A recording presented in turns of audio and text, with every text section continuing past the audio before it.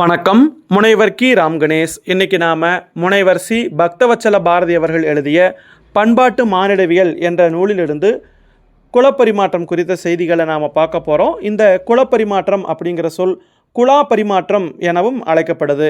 இதுவரைக்கும் மானிடவியலார் கண்டறிந்த அனைத்து வகையான பரிமாற்ற முறைகளை காட்டிலும் ட்ரோபிரியாண்டு தீவு பழங்குடிகளிடம் மாலினோஸ்கி கண்டறிந்த குலா பரிமாற்றமே மிகவும் புகழ்பெற்று விளங்குவதாக குறிப்பிடுறாங்க.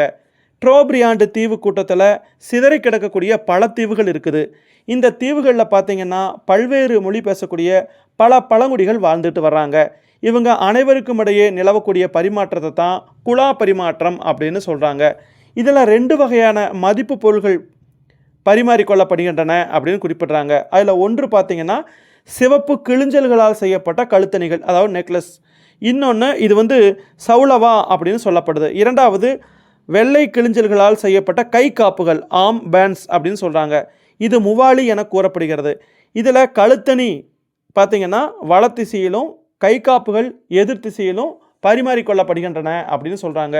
இதோடு சேர்ந்து உணவுப் பொருள்களும் பிற பொருள்களும் பரிமாறிக்கொள்ளப்படுகின்றன. ஒருத்தங்க தம்முடைய பொருளை பரிமாறிக்கொள்ள பல்வேறு தீவுகளில் உள்ளவரை கூட்டாளிகளாக திடீர்னு ஏற்படுத்திக்க முடியாது. நீண்டகால தொழில் கூட்டாளிகளாக இருப்பதையே விரும்புவதால் ஒருவர் தம்முடைய தொழில் கூட்டாளிகளை மரபு வழியில் பெறுகிறார்கள். பழங்குடி தலைவனுக்கு 100க்கும் மேற்பட்ட கூட்டாளிகள் இருப்பாங்க. சாதாரண மனிதர்கள் குறைந்த எண்ணிக்கையுடைய கூட்டாளிகளே வைத்திருப்பார். இதனால் குலா பரிமாற்றம் கூட்டாக சேர்ந்து பரிமாறிக்கொள்ள ஒரு முறை அல்ல. ஒவ்வொருவரும் மற்ற தீவுகளில் உள்ளவருடன் நட்புரிவை ஏற்படுத்தி அவங்க தன்னுடைய வாழ்நாள் முழுவதும் கூட்டாளியாகவே இருக்கும் வண்ணம் தொழில் உறவு வைத்துக் கொள்வார்கள். ஒவ்வொரு தீவிலும் கிழிஞ்சல்கள் பல கிடைக்கின்றன. இதால் செய்யப்படக்கூடிய கழுத்தணிகளும் கை காப்புகளும் பல வகைகளாக அமைகின்றன அப்படின்னு குறிப்பிடுறாங்க. ஒருத்தன் தன்னிடம் இருக்கக்கூடிய மதிப்பு மிக்க அந்த பொருளை தான் தன்னுடைய தொழில் கூட்டாளிக்கு கொண்டு போய் கொடுக்கறது மூலமாக அவனுக்கும் அதற்கீடான மதிப்பு மிக்க ஒரு பொருள் கிடைப்பதற்கான ஒரு வலுவான உத்தரவாதத்தை ஏற்படுத்திக் கொள்கிறான். ஒருவன் தன்னுடைய தொழில் கூட்டாளி தன் மேல் தொடர்ந்த அன்பாகவும் தொழிலில் நம்பிக்கையுடன் செயல்படவும் வேண்டி கூட்டாளியை சந்தித்தவுடன் நறுமண பொருள்களாலும் தைலங்களாலும் வாசனை ஊட்டுவானாம். பின்னாடி 2 பேரும் வாயை சிவப்பாக்கி கொள்வாங்க. தோளில் படர்தாமரை போன்ற வடுக்களை சுத்தம் செய்து தோலை வளவளப்பாக்கிக்குவாங்களாம். இவ்வாறு இருசாராரும் செய்து கொள்வதற்கு காரணம் அவர்களின் தொழில் உறவும் நட்பும் நெடுங்காலத்திற்கு நிலை பெறுவதற்காக ஆகும் அப்படின்னு குறிப்பிட்றாங்க. அது மட்டும் இல்லாமல் குலா பரிமாற்ற பயணம் அவங்கவுங்க மீன் பிடிக்க செல்லக்கூடிய அந்த தோணிகளில் தான் மேற்கொள்ளப்படுதுன்னு சொல்கிறாங்க. தயார் செய்யப்பட்ட உணவுப் பொருள்களையும் பரிசு பொருள்களையும் பிற பொருள்களையும் ஒன்றாக சேர்க்கிறாங்க. படகுகளை ஏற்றுவதற்கு முன்னாடி படகோட சொந்தக்காரனும் அவனுடைய மனைவியும் என்ன பண்ணுறாங்கன்னா சில மந்திரங்களை உச்சரிக்கிறாங்க. எடுத்து சொல்லக்கூடிய பொருள்களை மூட பயன்படுத்தக்கூடிய பாய் மதிப்புமிக்க பெரும்பொருளுடன் மூடி வர வேண்டும் என வசியம் செய்யப்படுது. கணவனின் பயணம் பெரும் வெற்றியாக அமையணும் அப்படின்னு மனைவி வசியம் பண்ணுறாங்க. தன்னுடைய கணவனின் வருகையை பற்றியும் அவன் கொண்டு செல்லக்கூடிய பொருள்களை பற்றியும் தொழில் கூட்டாளி கனவு காண வேண்டும் என்றும் கூட்டாளி பரிமாற்றத்தில் ஊக்கமாக ஈடுபட வேண்டும் என்றும் வசியம் செய்கிறாள். எல்லா ஏற்பாடுகளும் முடிஞ்சவுடனே கடல் காற்று பயணத்திற்கு ஏற்றதாக இருந்தாலும் அன்றைய பொழுதை பெண்கள், குழந்தைகள், நாய்கள், அன்றாட நடவடிக்கைகள் தொடர்பில்லாத மனிதன் குடியேறாத ஒரு பகுதியில் கழிக்க வேண்டும் என்ற மரபுள்ளது. அப்போ ஒரு சடங்கையும் அவங்க செய்கிறதா குறிப்பிடுறாரு பக்தவச்சல பாரதி. ட்ரோபிரியாண்டு பழங்குடிகளில் பெரும்பாலோர் சிறந்த மாலுமிகள். அந்த மாலுமிகள்னால் தெரியும், கப்பலை சரியாக வழி நடத்திட்டு போகிறவங்க. பயணத்தில் ஒவ்வொரு இரவிலும் பார்த்திங்கன்னா பவளப்பாறைகளில் இறங்கிடுறாங்க. நீண்ட அமைதி காலங்களில் தான் பயணத்தை மேற்கொள்கிறாங்க. பயணம் தொடங்குறப்போ பல காற்று வசியங்களை பண்ணுறாங்க.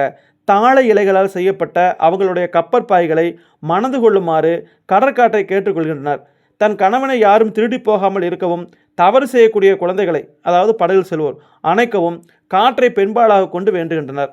வாழ்க்கையில் நடைபெறக்கூடிய ஒவ்வொரு செயலை போலவே காற்றையும் மந்திரத்திலிருந்து உண்டானதாக நம்புகின்றனர். அப்போ இது இந்த பழங்குடி மக்களிடம் ஏற்படக்கூடிய ஒரு வித்தியாசமான ஒரு நிகழ்வாக கருதலாம். காற்றை தன் வசப்படுத்திக்கணும், அப்போ தான் அந்த கப்பலை சரியான முறையில் செலுத்த முடியும் அப்படிங்கிற அந்த ஒரு நம்பிக்கை இந்த பழங்குடி மக்களிடத்தில் காணப்படுது.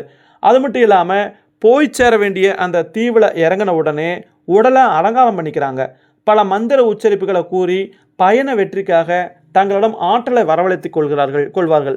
அது மட்டும் இல்லாமல் அந்த ட்ரோபிரியாண்டு பழங்குடிகள் பரிமாறக்கொள்ளக்கூடிய அந்த மதிப்புமிக்க கழித்தணுகளையும் கை காப்புகளையும் நீண்ட நாட்கள் அவர்களிடம் வைத்துக்கொள்ள முடியாது. குறிப்பிட்ட சுற்றுவழியில் அவை ஒருவரிடமிருந்து தொழில் கூட்டாளிகள் மூலம் வேறொருவருக்கு மாறிக்கிட்டே இருக்குமா. இவ்வாறு பொருள்கள் மாறிக்கொண்டே செல்வதால் பல கழுத்தணிகளுக்கும் கை காப்புகளுக்கும் நீண்ட வரலாறு இருப்பதாக குறிப்பிட்றாங்க. அந்த வளையம் பார்த்திங்கன்னா பல ஆயிரம் மைல்களை சுற்றியதாக இருக்கும். பலர் கை மாறியதாக இருக்கும். பலர் குடும்ப நிகழ்ச்சிகளில் பயன்பட்டதாக இருக்கும். சில சிறப்பு சடங்குகளில் பங்கு பெற்றதாக இருக்கும். இவை போன்ற இன்னும் பல பெருமைகளை பெற்றதாக இருக்கும்.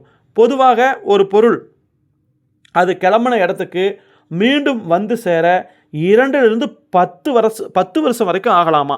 அப்போது குழா பரிமாற்றத்தில் பொருள் மதிப்பு பற்றி பேசுவதும் பேரம் பேசுகிறதும் கிடையாது. பேரம் பேசுவோம் இல்லையா, நான் குறைச்சி கொடுங்க அப்படியெல்லாம் கேட்பான் இல்லையா, அந்த பேரம் பேசுகிறதெல்லாம் எதுவுமே கிடையாது.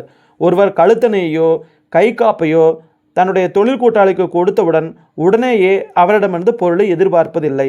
ஆனால் அவருக்கு அவ்வகை பொருள் கண்டிப்பாக வந்து சேரும். இந்த வகை பரிமாற்றம் சிதறி கிடக்கக்கூடிய தீவு கூட்டத்தில் ஒரு சங்கிலி தொடராய் மேற்கொள்ளப்படுகிறது அப்படின்னு சொல்கிறாங்க. இது வந்து குழா வளைய பரிமாற்றம், குழா ரிங் எக்ஸ்சேஞ்ச் அப்படின்னு சொல்கிறாங்க.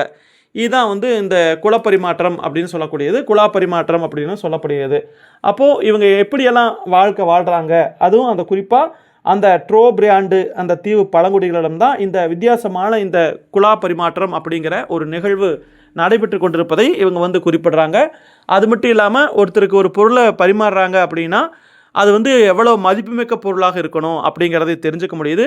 அதே மாதிரி அந்த பொருளை வாங்கி கொள்பவர்களும் அவங்க வேறு ஏதாவது ஒரு பொருளை என்ன பண்ணுறாங்கன்னா பரிமாற்றமாக கொடுக்குறார்கள். இதில் ஒரு நியாயத்தை அவங்ககிட்ட இருந்து எதிர்பார்க்க முடியுது. அதே நேரத்தில் காற்றை வசியம் செய்கிறார்கள் அப்படிங்கிற ஒரு செய்தி இதில் குறிப்பிட்டிருக்கிறாங்க.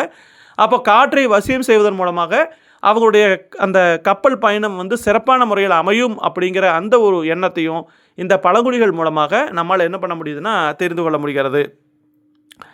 அது மட்டும் இல்லாமல் அந்த குழா பரிமாற்றம் நிகழணும் அப்படின்னா அதுக்கு ஒரு நீண்ட கால பழக்க வழக்கம் தேவை. திடீர்னு ஒருத்தரை கூட்டாளியாக வந்து சேர்த்திக்க முடியாது. அப்போது நல்லா பழகினவங்களோட தான் அந்த குழா பரிமாற்றம் அப்படிங்கிற ஒரு நிகழ்வு நடக்குது. அதே மாதிரி அந்த பரிமாற்றத்தால் பரிமாறக்கொள்ளக்கூடிய அந்த பொருள்கள் வந்து ஒருவரத்துலேயே தொடர்ச்சியாக இருக்கிறது இல்லை அப்படிங்கிறத குறிப்பிட்றாங்க. மீண்டும் அது அவங்ககிட்ட வந்து சேர்றதுக்கு 2லிருந்து 10 வருஷம் வரைக்கும் ஆகும் அப்படிங்கிற அந்த ஒரு செய்தியும் இந்த கட்டுரையில் குறிப்பிட்டு போயிருக்கிறாரு சி பக்தவச்சல பாரதி அவர்கள். அப்போ இதெல்லாம் நம்ம கொஞ்சம் கவனமாக பார்க்கணும். அப்போ இந்த பழங்குடிகள் மத்தியில் நிலவிய இந்த குழா பரிமாற்றம் குறித்து தான் இந்த கட்டுரையில் நாம் முழுமையாக நாம் பார்த்துருக்குறோம். மிக்க நன்றி. மீண்டும் நாம் இன்னொரு பதிவில் சந்திக்கலாம். நன்றி.